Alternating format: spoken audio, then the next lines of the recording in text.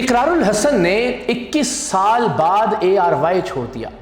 اس خبر کے شور میں شاید کسی کو یہ احساس ہی نہیں ہوا کہ میرے ARY چھوڑنے کے ساتھ 14 سال سے چلتا پروگرام سرعام بھی ہمیشہ کے لیے بند ہو گیا ہے، اور یوں ایک پورا عہد اپنے اختتام کو پہنچا۔ وہ پروگرام سرعام جسے اپنے ماں باپ اور دادا دادی کے ساتھ دیکھتے دیکھتے پاکستانیوں کی ایک پوری نسل جوان ہوئی ہے۔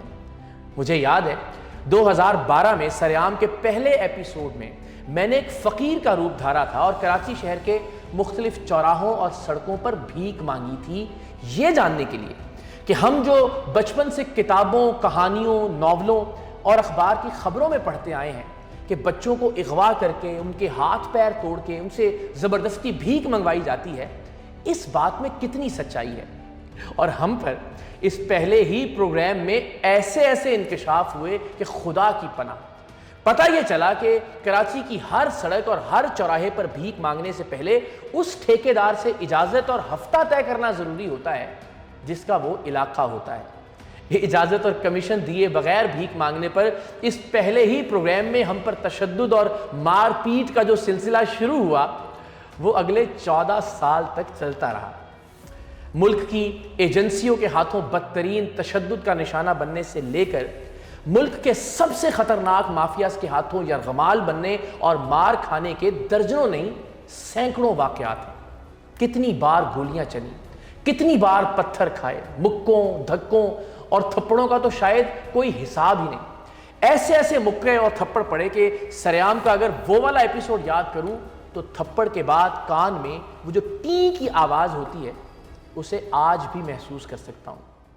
سرعام کے 14 سال کے سفر میں ان گنت مقدمات قائم ہوئے، جیل بھی جانا پڑا، بلکہ ابھی کل ہی شف کی جانب سے قائم کیے گئے ایک جعلی مقدمے کی پیشی بھگت کرایا ہوں۔ ویسے شف کے اڈے پر جانا اور اس کے غنڈوں کی جانب سے مذہب کا نام استعمال کرتے ہوئے ہمارے کیمرے چھین کر ہم پر تشدد کرنا بھی زندگی کا ایک خوفناک وقت تھا۔ مذہب کے نام پر مشتعل کیے گئے اس ہجوم کے ہاتھوں ہم مارے جاتے اور کوئی بھی شف کا کچھ نہ بگاڑ سکتا۔ ایسا نہیں ہے کہ مجھے ڈر نہیں لگتا تھا۔ آج میں آپ سب سے ایک سچی بات شیئر کرتا ہوں۔ سرعام کے ہر پروگرام سے پہلے میرا بلڈ پریشر لو ہو جاتا تھا، میرا پورا جسم تپنے لگتا تھا، دل کی دھڑکن تیز اور ہونٹ خشک ہو جاتے تھے اور جی چاہتا تھا کہ ریکارڈنگ چھوڑوں اور کسی طرح یہاں سے بھاگ جاؤں۔ ہر پروگرام، ہر چھاپے سے پہلے ایک انجانا خوف اعصاب کو جکڑ لیتا تھا، کیونکہ ہم نہیں جانتے تھے کہ آگے سے گولی آئے گی، ایکسپوز ہونے والے چاقو یا چھریاں نکال لیں گے، پورا مافیا ہم پر وحشیوں کی طرح ٹوٹ پڑے گا یا پھر ہم یرغمال بنا لیے جائیں گے۔ ہر بار اپنی جان بچا کر نکلنے سے زیادہ اپنے کیمرے اور ان کیمروں میں موجود ریکارڈنگ بچا کر نکلنے کی زیادہ فکر ہوتی تھی۔ تو ایسا نہیں ہے کہ مجھے ڈر نہیں لگتا تھا، میں بھی آپ جیسا ایک عام انسان ہوں۔ مجھے بھی ہمیشہ یہ ڈر رہتا تھا کہ میری وہ ماں جس نے ساری زندگی اکیلے ہمیں محنت اور مشقت کر کے پالا، گاؤں کے کچے مکان سے لے کر لاہور شہر کے ایک کمرے والے فلیٹ تک میری ماں نے بڑی مشکل اور تکلیف دہ زندگی گزاری۔ اگر میں مارا گیا تو میری ماں جسے زندگی میں پہلی بار اچھے گھر میں رہنے کا موقع ملا ہے اس کا کیا ہوگا؟ اگر میں نہ رہا تو کیا میرا بچہ بھی ویسی ہی تکلیفوں بھری زندگی گزارے گا جیسا بچپن ہم نے گزارا؟ تو جی ہاں، مجھے پروگرام سرعام سے پہلے ہمیشہ ڈر لگتا تھا کہ نہیں معلوم اس ریکارڈنگ کے دوران کیا انہونی ہو جائے۔ لیکن یاد رکھیے، بہادر وہ نہیں ہوتا جسے ڈر نہیں لگتا، بہادر وہ ہوتا ہے جو ڈر کے باوجود وہ کام کر گزرتا ہے جسے وہ ٹھیک سمجھتا ہے۔ اور ہم نے ہمیشہ پوری دیانتداری سے، مکمل ثبوتوں کے ساتھ اور جس چیز کو ہم نے دل سے غلط سمجھا اس پر پروگرام کیا، پھر چاہے اس کا ہمیں جو بھی نتیجہ بھگتنا پڑا۔ شروع کے 1-2 پروگرام کہ جب پروگرام سرعام کے کانٹینٹ پر میری بجائے پروڈیوسر صاحب کا اختیار تھا، ان پروگرامز کے علاوہ میں نے زندگی میں کبھی کسی ایسے موضوع پر پروگرام نہیں کیا جو حقوق اللہ کا معاملہ ہو، یعنی کوئی ایسا عمل جو بندے اور اللہ کے درمیان کا معاملہ ہو، میں نے کبھی اس پر پروگرام نہیں کیا۔ جسم فروشی کے اڈوں پر بھی چھاپا مارا تو اس لیے کہ وہاں 10-10، 12-12 سال کی بچیوں سے زبردستی یہ کام کروایا جاتا تھا، اور ہم نے ان بچیوں کی اپیل پر، ان کی خواہش پر انہیں وہاں سے نکلوایا، یا کسی ایسے گیسٹ ہاؤس پر چھاپا مارا جہاں خفیہ کیمرے لگا کر وہاں آنے والے کپلز یا فیملیز کی خفیہ ریکارڈنگ کی جاتی تھی۔ تو چونکہ ہر پروگرام مکمل تیاری، ثبوتوں کے ساتھ اور ایسے موضوع پر کیا جاتا تھا جس پر ہم صدقے دل سے یقین رکھتے تھے، شاید اسی لیے سریام کے 14 سال میں صرف 2 پروگرامز ایسے تھے جنہیں آن ایئر ہونے سے روکا گیا۔ ایک پروگرام جس میں کووڈ کے دنوں میں سول ایویشن کے ایک اسپتال سے جعلی ویکسینیشن سرٹیفکیٹس بنائے جا رہے تھے، اور دوسرا اسلام آباد کے ریڈ زون بلکہ ڈپلومیٹک انکلیو کی سیکیورٹی کے حوالے سے ایک خامی کی نشاندہی پر مبنی تھا۔ دونوں مرتبہ حکومت اور متعلقہ اداروں نے ARY کی مینجمنٹ سے درخواست کی کہ اس سے پاکستان کے لیے عالمی سطح پر مشکلات بڑھیں گی، یعنی جعلی ویکسینیشن سرٹیفکیٹ کی خبر سے اس زمانے میں پاکستان پر سفری پابندیاں لگ سکتی تھیں، اور ریڈ زون یعنی ڈپلومیٹک انکلیو کی سیکیورٹی کے حوالے سے خبر پر سفارتی سطح پر پاکستان کے لیے مشکلات پیدا ہو سکتی تھیں۔ ان 2 پروگرامز کے علاوہ میں حلفاً آپ کو بتاتا ہوں کہ 14 سال میں کوئی ایک پروگرام ایسا نہیں تھا جو کسی لالچ، کسی دباؤ، کسی دھمکی یا کسی خوف کی وجہ سے نشر نہ کیا گیا ہو۔ ہمیں سریام کے 14 سال کے سفر میں یہ 2 الزامات اکثر سننے کو ملتے تھے کہ سریام کے شو پلانٹڈ ہوتے ہیں یا پھر ٹیم سریام بلیک میلنگ کرتی ہے۔ تو آپ ذرا خود سوچئے کہ ان 14 سالوں میں ہونے والے 728 پروگرامز میں ہم نے کتنے بہروپیے، کتنے فراڈیے، کتنے جالساز، کیسے کیسے درندے اور کتنے کرپٹ افسران ویڈیو ثبوتوں کے ساتھ بے نقاب کیے۔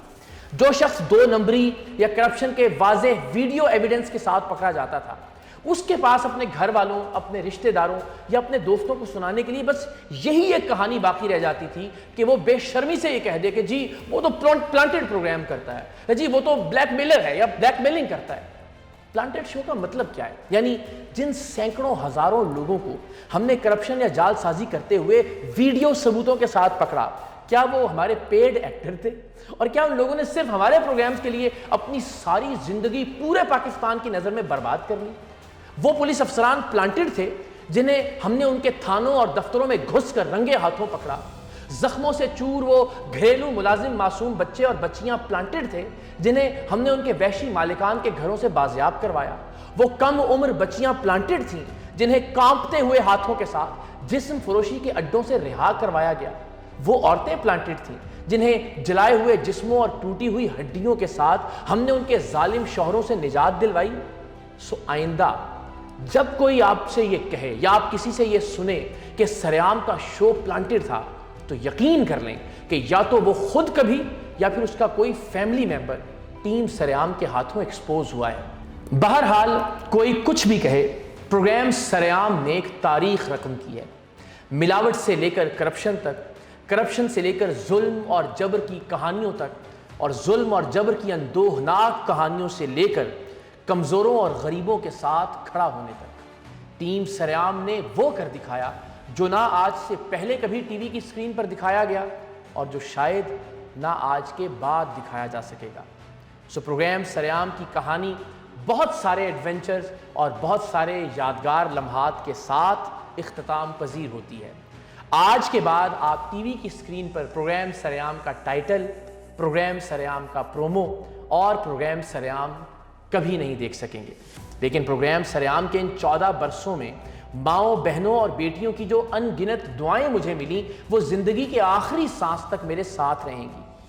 PIA کے فضائی میزبان کا وہ جملہ کہ اقرار بھائی میں روضہ رسول صلی اللہ علیہ وآلہ وسلم کی جالیاں پکڑ کر آپ کے لیے دعا کرتا رہا ہوں۔ برطانیہ کے ایک ایونٹ میں روتے ہوئے ایک صاحب کا مجھے گلے لگا کر یہ کہنا کہ میں نے مقام ابراہیم پر آپ کے لیے نفل پڑھے ہیں۔ بے شمار ماؤں کا سر پر پیار دیتے ہوئے یہ کہنا کہ پتر میں تہجد سجدے وچ تیرے واسطے دعا کرنی ہے۔ ہفتے میں صرف ایک دن نشر ہونے والے اس پروگرام نے جتنی محبتیں، دعائیں اور کامیابیاں سمیٹیں، پاکستان کے الیکٹرانک میڈیا میں اس کی کوئی مثال نہیں ملتی۔ اور اس کامیابی کا سب سے زیادہ کریڈٹ میری ماں کو جاتا ہے، جس نے اپنے زخمی اور کمزور ہاتھوں سے مجھے بہت اونچا تعمیر کیا۔ جب دنیا بھر کی مائیں پروگرام سریام دیکھتے ہوئے اسکرین کے سامنے بیٹھ کر میری حفاظت کی دعائیں مانگا کرتی تھیں تو سوچیں میری اپنی ماں کے دل پر کیا گزرتی ہوگی۔ لیکن میری ماں نے کسی ڈر یا کسی خوف کی وجہ سے آج تک مجھے سریام کا کوئی پروگرام یا کوئی بھی اور کام کرنے سے نہیں روکا. ہمیشہ دعائیں دے کر رخصت کیا اور خراشوں اور زخموں کے ساتھ گھر لوٹنے والے بیٹے کو ہمیشہ حوصلے کے ساتھ ماتھے پر بوسہ دیا. میری ماں کے ساتھ ساتھ میرے بچے کی ماں قرۃ العین بھی میرے شکریہ کی برابر کی حقدار ہے کہ اس نے ہر مشکل وقت میں میرا ساتھ دیا اور سریام کے دنوں کی میری محنت اور مصروفیت کے دوران میرے بچے کی بہترین پرورش اور تربیت کی. میں فرح کا بھی شکریہ ادا کرنا چاہتا ہوں کہ جس نے ہمیشہ میری ڈھارس بندھائی اور ذاتی اور پروفیشنل زندگی میں ہر طرح سے مجھے سپورٹ کیا. اور عروسہ نے بھی زندگی کے بہت مشکل وقت میں مجھے دوبارہ آگے بڑھنے کا حوصلہ دیا. اور میرا شہزادہ، میرا بیٹا پہلاج کہ جس نے میرے کام اور میری مصروفیت کو لے کر کبھی مجھ سے کوئی شکوہ نہیں کیا، ہمیشہ باادب رہا اور بچپن سے ہی مجھ پر تشدد یا حملے کی خبر ٹی وی پر بریک ہونے کے بعد اپنی ماں اور اپنی دادی کو حوصلہ دیتے ہوئے بڑا ہوا. تو جناب، پروگرام سریام کی شکل میں میری زندگی کا یہ حسین باب ہمیشہ ہمیشہ کے لیے بند ہو گیا ہے. لیکن میں آپ کو یقین دلاتا ہوں کہ پروگرام سریام میں تو ہم کسی ایک فرد یا کسی ایک خاندان کی زندگی تبدیل کرتے تھے، لیکن جس عوام راج تحریک کے لیے میں نے سریام چھوڑا ہے، اس تحریک میں ہم انشاءاللہ اس ملک اور اس قوم کی زندگی تبدیل کریں گے. لوگ یہ کہہ رہے ہیں کہ اقرار الحسن نے سیاست کے لیے صحافت چھوڑ دی، لیکن میں اللہ اور اس کے پیارے حبیب صلی اللہ علیہ وآلہ وسلم کی قسم کھا کر آپ کو یقین دلاتا ہوں کہ میں زندگی میں کبھی پارٹی کا یا حکومت کا کوئی عہدہ نہیں لوں گا، کوئی الیکشن نہیں لڑوں گا، کسی عہدے کا امیدوار نہیں ہوں گا، کوئی اختیار اپنے پاس نہیں رکھوں گا. میں تو ایک ایسا نظام، ایک ایسی پارٹی بنانے کی کوشش کر رہا ہوں جو ساری دنیا کی جمہوری سیاسی جماعتوں کی طرح پاکستان کے عوام اور پاکستان کے عام لوگوں کی ملکیت ہو. ایسی پارٹی جو کسی ایک شخص یا کسی ایک خاندان کی ملکیت نہ ہو، جو کارکنان اور عام لوگوں کی ملکیت ہو، جس میں میرٹ کا ایک ایسا پورا نظام موجود ہو، جس میں یونین کاؤنسل کے صدر سے لے کر مرکز کے چیئرمین تک سب عہدے میرٹ اور انٹرنل الیکشن کی بنیاد پر ملے. جہاں کوئی ایک شخص فرعون بن کر اکیلے فیصلے نہ کرے، جہاں آپ فیصلے کریں، آپ کی اولاد فیصلے کرے. پاکستان کے عام لوگوں، یقین جانو، تم میں اور تمہارے بچوں میں کوئی کمی نہیں. تم صرف اس لیے پیدا نہیں ہوئے کہ وڈیروں، جاگیرداروں، سرمایہ داروں اور امیر زادوں کے لیے جیوے جیوے اور آوے آوے کے نعرے لگاتے رہو، ان کی لینڈ کروزروں کے پیچھے بھاگو، ان کے لیے دروازے کھولو اور صرف ان کی ذہنی غلامی کرتے کرتے اس دنیا سے رخصت ہو جاؤ. اللہ نے ان وڈیروں یا امیر زادوں میں کوئی ایسی اضافی چیز نہیں لگائی جو تم میں یا تمہارے بچوں میں نہیں ہے. خود پر اعتماد کرو، اپنے بچوں پر اعتماد کرو، خود آگے آؤ، اس ملک کی تقدیر کو خود سنبھالو. یہ کیا ضروری ہے کہ وزیراعظم کا بچہ ہی اس ملک میں وزیراعظم بنے گا؟ کیا ضروری ہے کہ ایچ ایس این کالج میں پڑھنے والے ہی اس ملک پر حکمرانی کریں گے؟ یاد رکھیں، کسان کے مسائل حل کرنے کے لیے جب تک آپ جاگیردار کو ووٹ دیتے رہیں گے، کسان ایسے ہی روتا رہے گا. آئیں ایک ایسی جماعت بناتے ہیں جو کسان کے بیٹے کو پارلیمنٹ میں لے کر جائے. یاد رکھیں، جب تک آپ مزدور کی پریشانیاں دور کرنے کے لیے فیکٹریوں، ملوں اور کارخانے کے سرمایہ داروں کو حکمران بناتے رہیں گے، مزدور کے گھر میں ایسے ہی فاقے پڑتے رہیں گے. آئیں ایک ایسا نظام بناتے ہیں جہاں مزدور کی اولاد بھی حکمران بن سکے. جب کسان کا بیٹا اور مزدور کی اولاد اقتدار کے ایوانوں میں پہنچے گی، تب کسان اور مزدور کے مسائل حل ہوں گے. عوام راج تحریک اس ملک کے کسان کی تحریک ہے، اس ملک کے مزدور اور محنت کش کی تحریک ہے. عوام راج تحریک غریبوں اور محنت کشوں کے بچوں کو وڈیروں اور جاگیرداروں کی اولادوں کے سامنے کھڑا کرنے کی تحریک ہے. عوام راج تحریک غریب کی بیٹی کو امیر زادیوں کے برابر لانے کی تحریک ہے. یہ تحریک اس ملک کی مڈل کلاس کو اقتدار میں لائے گی، اور ایک دن یہ تحریک آپ جیسے کسی عام آدمی کو وزیر اعظم کی مسند پر بٹھائے گی. یہ تحریک اس ملک سے فوجی اور سیاسی اشرافیہ کے 78 سال کے دور اقتدار کا خاتمہ کرے گی. اب راج تمہارا ختم ہوا، اب راج کرے گی خلق خدا.